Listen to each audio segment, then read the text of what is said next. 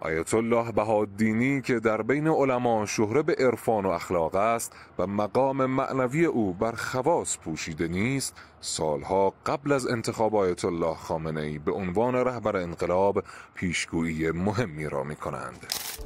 بهاءالدینی اون ولی پروردگار که من خیلی اسم ازشون بردم، ایشون سالها سال قبل، یعنی سال 64 که هنوز مقام رهبری یکی دیگه بود، آیت الله بهاءالدینی شاگردای خاصش میگفتن آقای بهاءالدینی میفهمود که رهبر کسی دیگه است، این آقا به خودی داره میدوه، رهبر یکی دیگه است، رهبر سید علی خامنه‌ایه، آقا قائم مقام رهبریه، قائم مقام رهبری یکی دیگه است.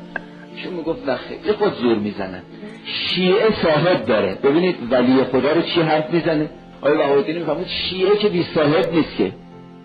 اینا خیال میکنن میتونن رهبری شیعه رو به دست بگیرن، رهبری از یه جا دیگه تعیین میشه.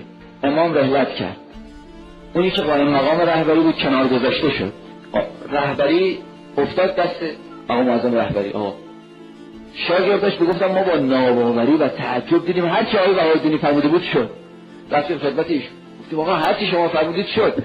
ایشون عادی گفت ما که گفتیم